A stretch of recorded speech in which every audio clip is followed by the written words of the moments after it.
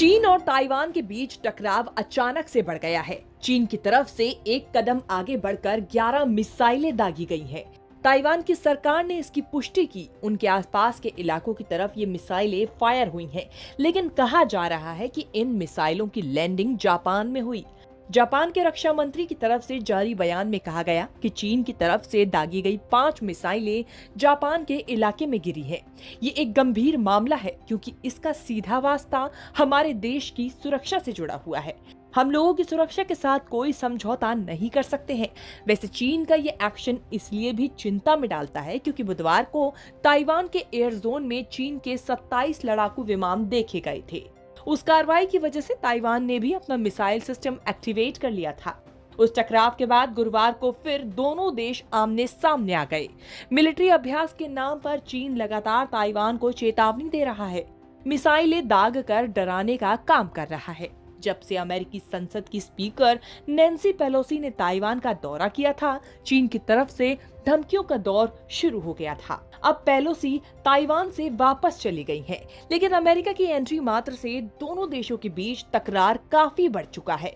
Media reports में कहा गया है कि चीनी सेना 7 अगस्त तक 6 अलग अलग क्षेत्रों में भी सैन्य अभ्यास करेगी, जो ताइवान द्वीप को सभी दिशाओं से घेरते हैं।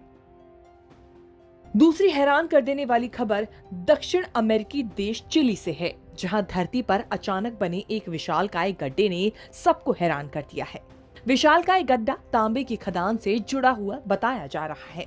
इसकी गहराई 650 फीट और चौड़ाई करीब 82 फीट बताई जा रही है।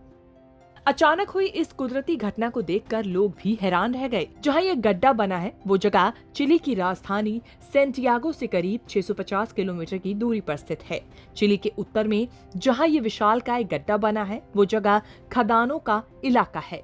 वो जगह लंदन माइनिंग नाम की कनाडा की कंपनी के हवाले है। इस गड्ढे के पास ही अलग परोसा खदान है। इस गड्ढे को लेकर अब पर्यावरणविदों और वैज्ञानिकों ने चिंता जताई है। तीसरी अनोखी खबर सऊदी अरब से है। सऊदी अरब के एक रेगिस्तान में सर्वे के दौरान मंदिर और वेदी मिले हैं। यहाँ 8000 साल पुरानी मानव बस्तियों के अवशेष भी मिले हैं। कभी किंडा राज्य की राजधानी रही अल्फाओ में ये खोज हुई है। अल्फाओ नाम के एक रेगिस्तान के किनारे पर ये बस्ती बसी थी। ये वादी अल दावासिर से 100 किलोमीटर दूर दक्षिण दिशा में है। अल्फाओ में सऊदी अरब हेरिटेज कमीशन की तरफ से एक मल्टीनेशनल टीम सर्वे करने गया था। उन लोगों ने आसमान से लेकर जमीन के अंदर तक वहां एक डीप सर्वे किया। इसमें कई चीजें निकलकर सामने आई। यहाँ मिली चीजों में सबसे खास एक स्टोन टेम्पल और वेदी के कुछ हिस्से हैं।